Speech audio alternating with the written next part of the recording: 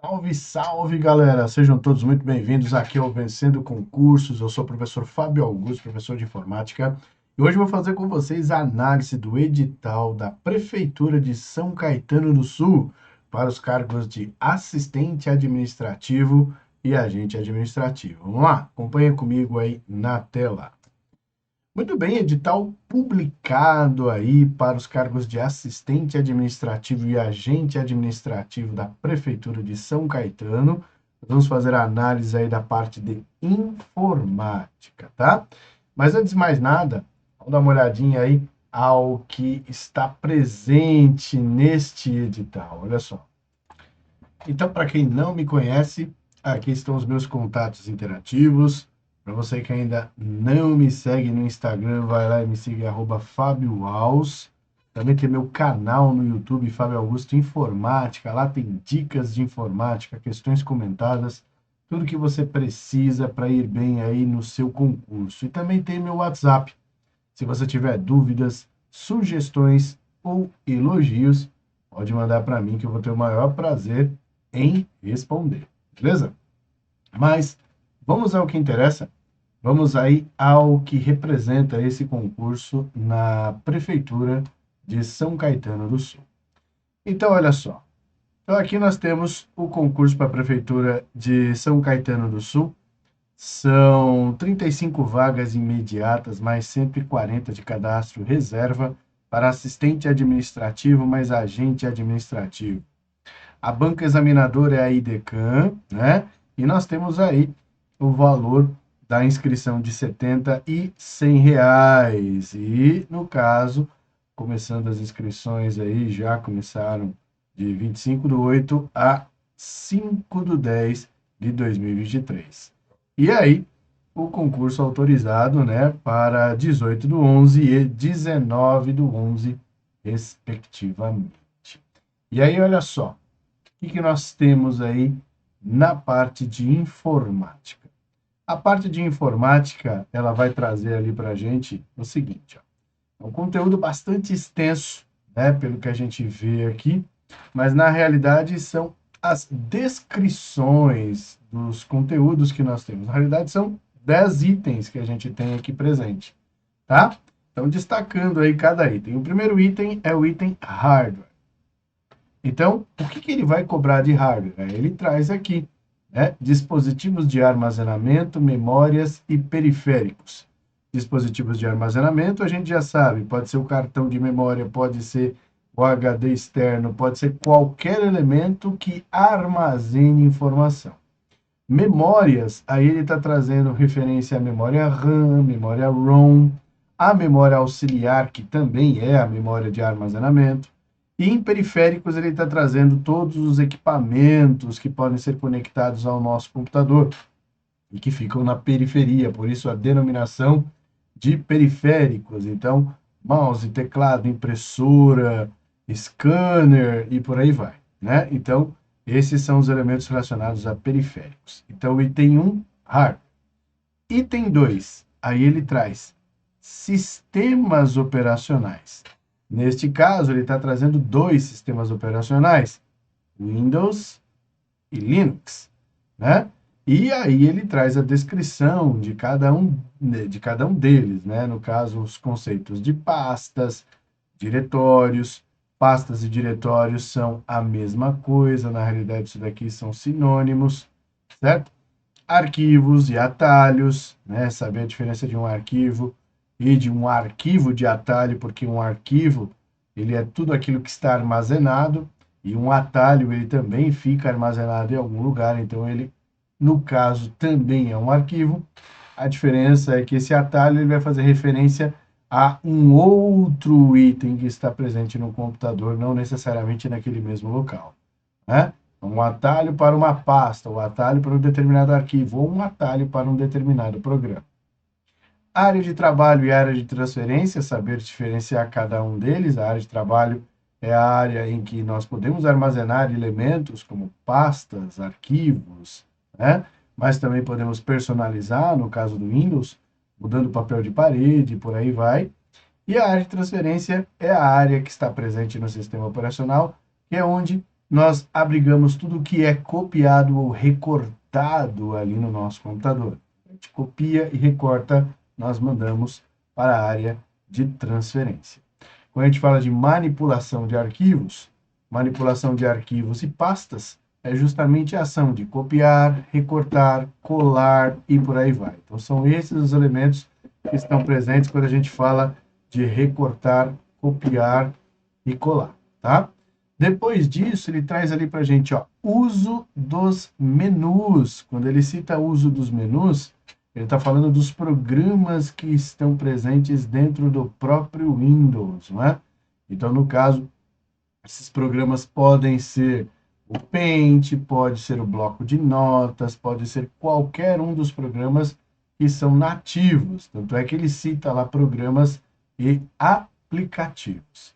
E aí vem a interação desse sistema operacional com o conjunto de aplicativos, como editor de texto, né? Aí vem, no caso, o editor de planilhas eletrônicas, certo?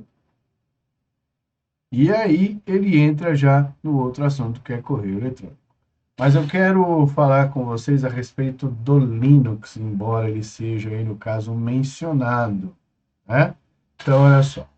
Primeira coisa, gente, quando o Linux é mencionado, muita gente entra em pânico, pensando, mas eu não sei nada de Linux. Na realidade, você não precisa saber nada de Linux mesmo. Até porque Linux não é uma matéria que a gente estuda, é uma matéria que a gente decora, não tem outra saída que não seja decorar. Por quê? Porque em todas as provas de concurso onde o Linux ele é mencionado, sempre é cobrado a mesma coisa, que são o quê? Comandos e elementos básicos que compõem o Linux. Então, a partir do momento que você memoriza esses itens, né, seguindo o caminho das pedras, você, se cai uma questão de Linux, consegue se sair bem. Do contrário, quem tenta estudar Linux acaba perdendo tempo e não absorve conteúdo algum. Então, como eu sempre falo em minhas aulas, Linux é uma matéria aí da informática que a gente estuda quando? Um dia antes da prova ou até mesmo no dia da prova. Primeiro porque é um assunto que, embora seja mencionado nos editais, ele acaba caindo em desuso, porque muitas bancas, embora cite no edital, não cobram. Né? Por quê? Porque a grande maioria das pessoas utilizam como sistema operacional o Windows. Então, as perguntas, geralmente, quando a gente tem sistema operacional, são perguntas referentes ao próprio Windows. Então, no caso de Linux, se aqui está presente no edital, como que nós vamos estudar? Através do caminho das pedras. Você vai ter ali o direcionamento daquilo que você precisa estudar para Linux, que são os comandos, né? Os diretórios presentes no Linux, as características do Linux e só. Não precisa mais do que isso, certo? Então, a partir do momento que você tem essa direção, caiu uma questão, você consegue se sair bem, beleza? Agora, nós temos ali o tal da interação de conjuntos de aplicativos, mas aqui ele está trazendo um pacote diferente. Olha só. Que pacote é esse que ele está trazendo? Ele está trazendo o LibreOffice. E aí, no caso, ele aproveita e traz os outros nomes que o LibreOffice possui, né? Então, ele traz aqui o LibreOffice, Apache, OpenOffice. Na realidade, é a mesma coisa. Hoje, ele é chamado de LibreOffice, tá certo? E o LibreOffice é uma alternativa ao pacote Office da Microsoft, onde você tem Word, Excel e PowerPoint. Aqui, nós temos o Writer, que corresponde ao Word, né, que é o editor de texto.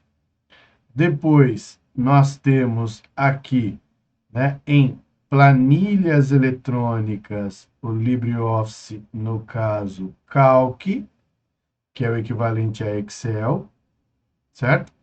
Então, aqui a gente vê que no pacote Office está sendo cobrado apenas um editor de texto, não é isso? E o editor de planilhas eletrônicas, tá? Então, se a gente analisar, vamos lá agora, destacando os itens. Primeiro item, hardware. Segundo item, sistemas operacionais. Terceiro item, o editor de textos, no caso, o LibreOffice Writer. E o item 4, que aqui no caso, corresponde o 4 daqui, ó, corresponde a planilhas eletrônicas, no caso, o Calc. Então, nós temos aí 4 assuntos que, na realidade, representam 4 elementos da informática. O hardware, que a gente já discriminou o que pode ser cobrado, sistemas operacionais, que você já teve uma direção, e do Writer. O que eu preciso saber do Writer? Num editor de texto, nós precisamos saber efetivamente de formatação. Essa formatação de texto envolve a formatação de parágrafos e fontes. Isso é, vamos dizer assim, é o básico que a gente precisa saber em se tratando de formatação de textos, certo? E aí vem os outros elementos que compõem um editor de textos, né? Que traz lá para a gente a opção de trabalhar em colunas, de usar os marcadores simbólicos e numéricos, que é o tópico e a sequência numérica e alfabética, de inserir tabelas, de impressão, né? Que a gente na hora vai imprimir quais as páginas que a gente deseja. Então, essas são as características que a gente tem em se tratando de editor de texto. Já no Calc, que é justamente a nossa planilha eletrônica, o elemento chefe que a gente tem aqui é o uso de fórmulas e funções. Saber fórmulas e funções é fundamental. Sempre que a gente tem ali planilha eletrônica, é só o fato de você, aqui no caso, fazer a leitura. O que é uma planilha eletrônica? É uma planilha de cálculo. O que eu preciso saber? Cálculo. Não tem outra saída. Cai uma ou outra questão voltado à parte que é, vamos dizer assim, teórica de planilha eletrônica, cair. Mas, diante de todas as estatísticas que a gente tem sobre planilhas eletrônicas, o uso de fórmulas e funções é o elemento chave, né? Digamos que 90% das questões que envolvem planilhas eletrônicas envolve o uso de fórmulas e funções, tá? Depois, o quinto item deste edital é correio eletrônico. Como o pacote que está sendo mencionado é o LibreOffice, né? A gente sabe o que é o LibreOffice, que trata-se de vamos dizer assim, um programa livre, né? Que a gente pode baixar gratuitamente na internet. Correio eletrônico, ele não vai citar o Outlook, ele vai citar o Thunderbird, que também é, aí no caso, um cliente de e-mail, que é um programa que a gente pode instalar no nosso computador, que é gratuito, livre, que você pode baixar. O Thunderbird, ele faz parte da Mozilla Foundation, tá? É o mesmo, vamos dizer assim, detentor do Mozilla Firefox. O Mozilla Firefox é um navegador, não é isso? No caso, o Mozilla Thunderbird, ele é o cliente de e-mail, ele é o gerenciador de e-mail, tá? Então, aqui ele cita o Thunderbird, que ele pode fazer, aí no caso, uma referência ao Thunderbird, tá? Mas ele também cita o webmail. Mas o que é o principal de cobrança em correio eletrônico? Ele mesmo traz aqui, ó, é o uso de correio eletrônico, que é justamente o preparo e envio de mensagens. É a história do campo para, campo CC, campo CCO, isso aí é fundamental. E aqui, para complementar a parte de e-mail, a anexação de arquivos, saber aí como que a gente faz para acrescentar um anexo, né? Como que a gente faz na hora das respostas que são dadas aí no correio eletrônico, que é o responder, responder a todos, encaminhar, o encaminhar, que tem um papel fundamental em relação à anexação de arquivos. Então, tudo isso é importante. Aí vem o item 6, que é, vamos dizer assim, o carro-chefe que a gente tem pós-pandemia, que é justamente ferramentas de comunicação, como reuniões online. Aí ele cita aqui alguns, como o Microsoft Teams, o Google Meet, o Zoom, o Skype e o Google Hangout. Todos eles são programas que representam ali para a gente a possibilidade de uma reunião online.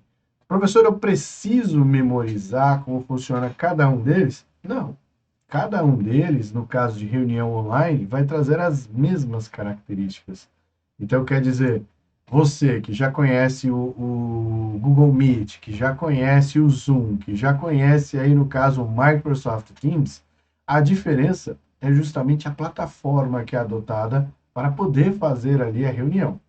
Mas a forma de interagir com a reunião, que é compartilhar a tela, que é você poder ativar, desativar a câmera, ativar, desativar o microfone, isso é o básico em todos eles. A diferença é que nós temos ali para cada um deles características que são voltadas para determinadas situações. No caso, o Google, que no Google Meet, ele traz ali para a gente a característica de trabalhar com todas as ferramentas Google, o Microsoft Teams também traz, que é trabalhar com todas as ferramentas da Microsoft, que é trabalhar de maneira colaborativa, com o pacote Office e tudo mais. Como o pacote Office não está sendo mencionado neste edital, então, muito provavelmente, eles vão apenas explorar o quê? As reuniões online, as características que nós temos ali de reuniões online. E o que, que a gente precisa diferenciar de um para o outro? O tempo de duração que a gente tem, por exemplo, dentro de uma reunião de forma gratuita para cada um deles. Você sabendo dessas diferenças, já te ajuda bastante aí nessa prova. Fechou? Aí, continuando, olha só. Quando entra em internet, ele vai trazer para a gente ali, ó, os conceitos de intra e extranet, que é importante, né? Você saber que a intranet é uma rede privada, extranet também é privada, já a internet é pública, todo o conteúdo é visível para todo mundo, né? A intra e a extra eu preciso de um login e uma senha para poder enxergar, sendo que intra é interno e extra é externo. Fácil de entender dessa forma. Nós temos os principais protocolos e serviços prestados pela internet, né? O protocolo de navegação, o HTTP, o HTTPS, até o protocolo IP é extremamente importante. E aí ele traz ainda no item 7 sítios de busca e pesquisa na internet. A gente fala de sítios, a gente está falando de sites, né? Site de busca e pesquisa na internet, nós estamos falando do quê? Do Google, nós estamos falando das formas que a gente pode filtrar os elementos de busca que a gente tem, né? Depois ele cita aqui nuvem, que é a forma de armazenamento, e redes sociais. Conhecer ali as principais redes sociais e qual o papel que elas exercem ali dentro da própria internet. Em navegadores de internet, que já estamos aqui no item 8, ele traz aqui para a gente o Mozilla Firefox e o Google Chrome. Os dois navegadores que ele vai trazer, tá? E dentro ainda de internet, ele traz aqui, a gente está falando de navegadores, é o comportamento da navegação na internet, os conceitos que envolvem a URL, que são os componentes que estão por trás de um endereço, né? Links de sites de busca e impressão de páginas, que sempre é colocado aqui para a gente, tá? Aí ele traz aqui para a gente novamente redes sociais, tá vendo como se repete? Redes sociais, tecnologia da informação e segurança de dados, que aqui no caso seria segurança da informação, né? Que está aqui no item 9 separado, mas é a mesma coisa. Aqui no caso ele traz justamente a tecnologia que está envolvida na segurança da informação, os princípios básicos da segurança que já está sendo mencionados, confidencialidade e assinatura digital, e os procedimentos para manter as informações seguras, assim como a importância da utilização de backup e elementos de segurança como antivírus e firewalls, tá? Aí ele traz aqui malwares e ataques, é justamente para você saber o que pode representar uma ameaça à segurança da informação. E o 10º item aqui são as extensões e arquivos. Extensões seriam extensões para arquivos como o ODT para Writer, certo? Aí você tem no caso do Windows, né? A gente tem o TXT para bloco de notas, e assim sucessivamente, tá? Então, essas são as extensões relacionadas a extensões de arquivos, tá? Embora pareça um conteúdo extremamente extenso, mas tudo que envolve internet, a partir do item 5, está no mesmo bloco de estudo. Então, correio eletrônico, eu não consigo falar de correio eletrônico sem estar conectado à internet. Eu não consigo falar de ferramentas de comunicação para fazer reuniões online sem estar conectado na internet. Eu não consigo falar de internet sem estar conectado na internet, percebe?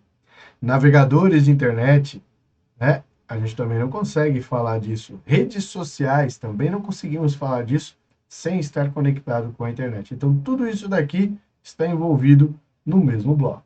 Professor, eu tenho dificuldade na informática. Tem alguma forma de estudar de forma eficiente? Tem sim. Aqui no Vencendo Concursos, nós temos um plano de estudos que ajuda você a estudar de uma maneira mais simplificada. Como é que funciona? Você vai ter uma teoria e questões que representam a base forte aí para o seu conhecimento.